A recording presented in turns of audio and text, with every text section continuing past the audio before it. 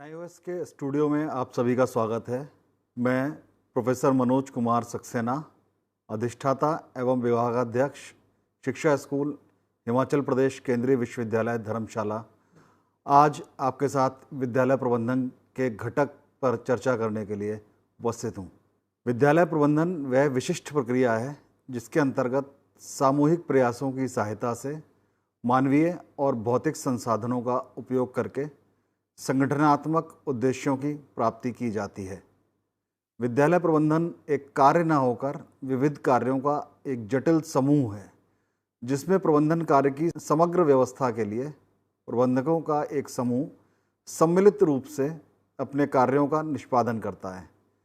विद्यालय प्रबंधन के विविध घटक हैं: विद्यालय नियोजन, विद्यालय संगठन, विद्यालय प्रशासन, विद्यालय निर्देशन एवं विद्यालय नियंत्रण। अगर हम विद्यालय नियोजन की बात करें तो विद्यालय नियोजन विद्यालय प्रबंधन का एक संपूर्ण महत्वपूर्ण घटक है। यह विद्यालय प्रबंधन का प्रथम चरण है। इसके बिना विद्यालय प्रबंधन का कार्य नहीं चल सकता है। भविष्य की शैक्षिक आवश्यकताओं को सही आकलन करके तदानुकूल संसाधनों की व्यवस्था करते हुए उत्तम परिणाम प्राप्त करने की प्रत्याशा में लिखित एवं व्यवस्थित कार्य योजना को विद्यालय नियोजन के नाम से संबोधित किया जाता है। जैसा कि नियोजन के बारे में हम सभी जानते हैं, हमें कोई भी कार्य करना हो उसके लिए नियोजन अति आवश्यक है। वो कार्य चाहे छोटा सा हो, घर में आपको कोई पार्टी करनी हो या आपको विद्यालय को चलाना हो, सभी के लिए नियोजन की आवश्यकता पड़ती है। बिना नियोजन के किसी भी कार्य को अच्छे ढंग से संपादित किया जाना मुश्किल होता है। इसलिए किसी भी कार्य के लिए प्लानिंग सबसे इम्पॉर्टेंट है। इसलिए विद्यालय में भी सबसे अधिक इम्पॉर्टेंट होता है नियोजन। विद्यालय नियोजन करते समय कुछ चरणों का अनुगमन करना चाहिए, जैसे सूचनाओं का एकत्रीकरण किया जाता है। जैसा हम जानते हैं कि कोई भी हमें अगर प्लानिंग करनी है तो प्लानिंग करने के लिए जब तक हमारे पास कोई इन्फॉर्मेशन नहीं होगी, सूचनाएं नहीं होंगी, तो प्लानिंग हम नहीं कर पाएंगे। इसलिए सबसे पहले सूचनाओं का एकत्रीकरण किया जाता है। सूचनाओं का एकत्रीकरण करने के बाद आवश्यकताओं का आकलन करके वर्तमान परिस्थितियों का अध्ययन किया जाता है। जब हमारे पास सूचनाएं आ गई तब हम ये देखते हैं कि अब हमें किन किन चीज़ों की आवश्यकता है, इसका आकलन करते हैं और फिर हम वर्तमान स्थितियों का अध्ययन करते हैं। वर्तमान स्थितियों का अध्ययन करने के बाद ही हम उनके आधार पर उद्देश्यों का निर्धारण कर पाते हैं, क्योंकि उद्देश्यों का निर्धारण करेंगे तभी हम कोई प्लानिंग आगे कर सकेंगे। और इसी तरीके से विद्यालय में उत्पन्न होने वाली संभावित समस्याओं की जांच की जाती है। उसके साथ ही हम उपलब्ध संसाधनों की जांच करते हैं, कौन कौन से संसाधन हमारे पास उपलब्ध हैं। उन उपलब्ध संसाधनों के आधार पर हम कार्य योजनाएं बनाई जाती हैं, प्रबंधन एवं क्रियान्वयन किया जाता है। क्योंकि जब जो कार्य योजनाएं बनाई हैं उन कार्य योजनाओं को बनाने के पश्चात उनका प्रबंधन किया जाता है और उनका क्रियान्वयन किया जाता है।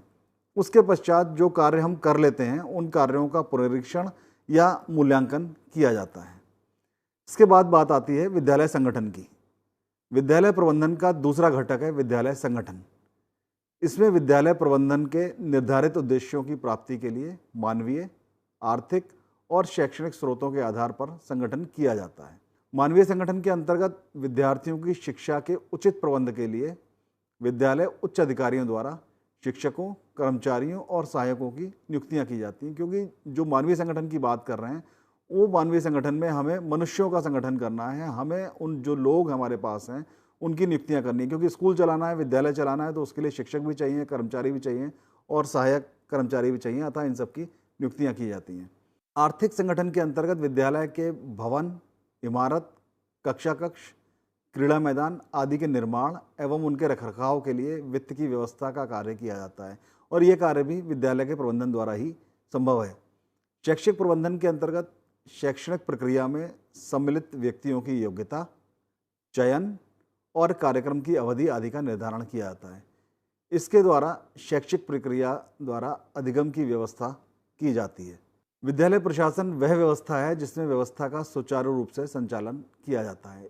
इसके अंतर्गत प्रत्यक्ष और अप्रत्यक्ष रूप से काम करने वाले व्यक्तियों, विचारों एवं प्रयासों में सामंजस्य स्थापित किया जाता है। इसके साथ ही भौतिक और शैक्षिक संसाधनों का इस प्रकार उपयोग किया जाता है कि छात्रों में मानवीय गुणों का विकास प्रभावशाली ढंग से हो सके। विद्यालय प्रशासन को बाह्य प्रशासन और आंतरिक प्रशासन दो भागों में बांट सकते हैं।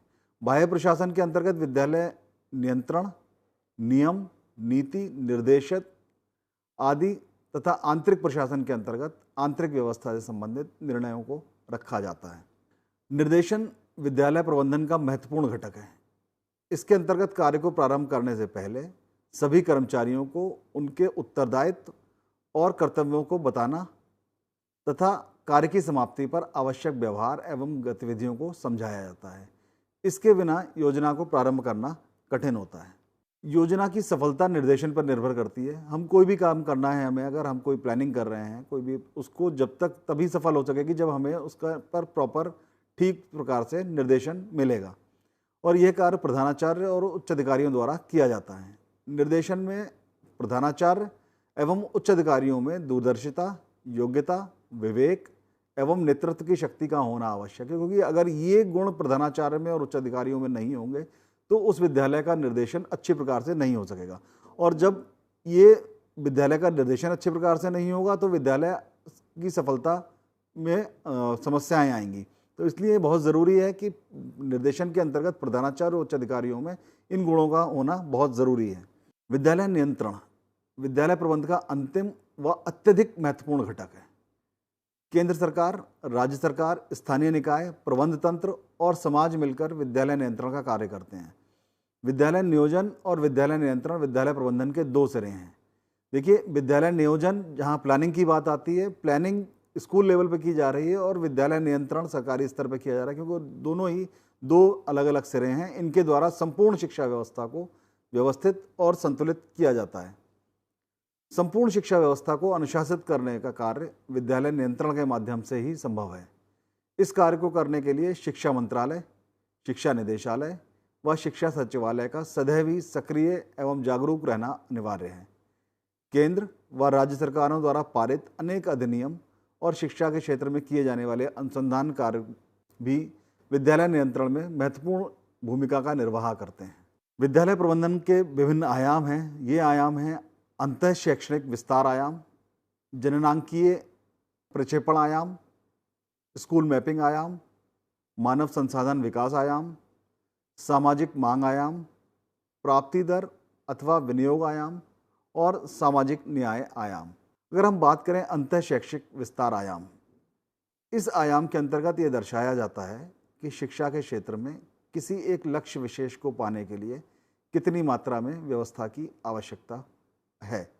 क्योंकि हमें कोई भी काम करना है, उसके लिए हम किसी लक्ष्य को पाना है तो हमें ये पहले से ही ध्यान रखना पड़ेगा कि उस लक्ष्य तक पहुंचने के लिए हमें किन किन चीज़ों की आवश्यकता है, उसका पहले से अनुमान लगाना पड़ेगा। क्योंकि अगर हम पहले से अनुमान लगा के नहीं चलेंगे तो मुश्किल ये आती है कि जब आप कार्य को निष्पादित करने जाते हैं उस समय पर समस्या आती है कि कोई चीज़ आपको चाहिए और वो आपके पास उपलब्ध नहीं है। इसलिए हमें पहले से ही इसकी व्यवस्था करनी चाहिए कि कितना हमें इसमें किस लक्ष्य को प्राप्त करने के लिए किस चीज़ की कितनी व्यवस्था करनी है। इस अनुमान के आधार पर हम भविष्य की आवश्यकता का आकलन करते हैं। तत्पश्चात लक्ष्य विशेष की प्राप्ति हेतु समुचित नियोजन एवं प्रबंध करते हैं। यह आयाम संपूर्ण शैक्षिक व्यवस्था पर कार्य न कर किसी एक लक्ष्य का आकलन करता है। यह केवल भौतिक और मानव संसाधनों के परिकलन व आवश्यकता के आकलन का कार्य करता है। जनांकीय प्रक्षेपण आयाम, यह आयाम विद्यालय प्रबंधन के लिए भावी जनसंख्या का अनुमान लगाने में सहायता करता है। अगर हम उदाहरण की बात करें तो यह आयाम इस बात का अनुमान लगाता है कि भविष्य में एक निश्चित समय के बाद एक निश्चित क्षेत्र में जनसंख्या की स्थिति क्या होगी, उस जनसंख्या की शैक्षिक आवश्यकताएं क्या क्या होंगी तथा उनकी आवश्यकता की पूर्ति के लिए कितने अध्यापकों की आवश्यकता होगी। एक दूसरा आयाम है, वो है स्कूल मैपिंग आयाम। इस आयाम में विद्यालयों की भौतिक और सामाजिक स्थिति का भी आकलन किया जाता है। इसके द्वारा यह प्रयास किया जाता है कि विद्यालय ऐसे स्थान पर स्थित हो जहां अधिकतम जनसंख्या उससे लाभान्वित हो सके। क्योंकि अगर विद्यालय हम कोई इस तरह से स्थापित कर देंगे जो काफ़ी दूर के क्षेत्र में हो तो वहाँ स्थिति ये होगी जो आसपास के बच्चे होंगे वही बच्चे उस विद्यालय का लाभ ले सकेंगे, जबकि अधिकतम बच्चे उसके लिए लाभान्वित नहीं हो सकेंगे। अतः विद्यालय ऐसे स्थान पर स्थापित किया जाना चाहिए, ऐसे स्थान पर स्थित हो जहाँ पर अधिकतम जनसंख्या उससे लाभान्वित हो सके। विद्यालय ऐसे स्थान पर हों जहाँ परिवहन के अधिकतम साधन सहज ही उपलब्ध हों। जैसा कि हम सभी जानते हैं कि यदि विद्यालय हम किसी ऐसे स्थान पर स्थापित कर देते हैं जहाँ तक पहुँचने के लिए विद्यार्थियों को आसान ना हो पहुँचना, उस स्थिति में विद्यार्थी वहाँ पर प्रवेश नहीं लेंगे और जब प्रवेश विद्यार्थी नहीं लेंगे तो विद्यालय के लिए एक महत्वपूर्ण घटक है विद्यार्थी, और जब तक विद्यार्थी वहाँ विद्यालय में नहीं होंगे तो वो विद्यालय का कोई उपयोग नहीं हो सकेगा। इसलिए जहाँ कहीं भी परिवहन की व्यवस्था अधिकतम हो, जहाँ अधिकतम साधन उपलब्ध हों परिवहन के, उस स्थान पर विद्यालय को स्थापित किया जाना चाहिए। विद्यालय का सामाजिक वातावरण राष्ट्र की आवश्यकताओं के अनुकूल हो, इस बात का विशेष ध्यान रखा जाता है स्कूल मैपिंग आयाम के तहत। एक अन्य आयाम है मानव संसाधन विकास आयाम। किसी भी राष्ट्र या समाज का सामाजिक, राजनैतिक, भौगोलिक, आर्थिक, नैतिक अथवा चारित्रिक विकास उस राष्ट्र या समाज के मानव संसाधन का समुचित विकास करने पर निर्भर करता है। इस उपागम के अंतर्गत इस बात का आकलन किया जाता है कि राज्य के किस क्षेत्र में किस प्रकार के मानव संसाधन की कितनी मात्रा में आवश्यकता है। उदाहरण के लिए जैसे यह आयाम आकलन करता है कि चिकित्सा के क्षेत्र में भविष्य की आवश्यकताएं क्या होंगी तथा उसके लिए हमें किस किस प्रकार के कितने चिकित्सकों की आवश्यकता होगी। इसी प्रकार इंजीनियर, प्रबंधक, व्यवसायी, शिक्षक, प्रशासक आदि की आवश्यकताओं का आकलन किया जाता है। इन आवश्यकताओं की पूर्ति की व्यवस्था के लिए यह आयाम कार्यरत है। एक अन्य आयाम है सामाजिक मांग आयाम। इस उपागम में केवल इस बात पर ध्यान दिया जाता है कि किसी क्षेत्र विशेष की वर्तमान समय में समाज में कितनी मांग है। इस उपागम के अंतर्गत क्षेत्र विशेष में शैक्षिक जागरूकता अथवा सामाजिक मांग को आधार बनाते हुए विद्यालय प्रबंधन किया जाता है। जैसा कि हम सभी जानते हैं कि हमें सामाजिक मांग उपागम का वास्तविक मांग से कोई संबंध ना होकर सामाजिक मांग से सीधा संबंध होता है। समाज में जिस व्यवसाय की मांग अधिक होती है, विद्यालय छात्रों को उसी ओर बढ़ने की प्रेरणा देता है, जिसके कारण मानव विकास के अनेक क्षेत्र उपेक्षित भी रह जाते हैं। जैसा कि हम जानते हैं कई बार ऐसा होता है कि किसी क्षेत्र विशेष में हमें अधिक व्यक्ति चाहिए। अगर मान लीजिए हमें शिक्षक अधिक चाहिए तो विद्यार्थियों को हम इस तरह से ट्रेन करते हैं कि वो शिक्षा के क्षेत्र में आगे की तरफ बढ़ें। अगर हमें इंजीनियर ज़्यादा चाहिए तो हम उस तरीके के विद्यार्थियों को प्रेरणा देते हैं कि विद्यार्थी इंजीनियरिंग की साइड में आगे जाएं, जिसके कारण क्या होता है कि मैक्सिमम अधिकतम विद्यार्थी उन्हीं क्षेत्रों की तरफ बढ़ने लगते हैं और जिससे कि मानव विकास के जो अन्य क्षेत्र हैं वो उपेक्षित रह जाते हैं। तो शिक्षार्थियों, आज हम लोगों ने जो चर्चा की वो चर्चा की हमने विद्यालय प्रबंधन के घटक और उसके आयामों के लिए। आपको इसके लिए बहुत बहुत धन्यवाद।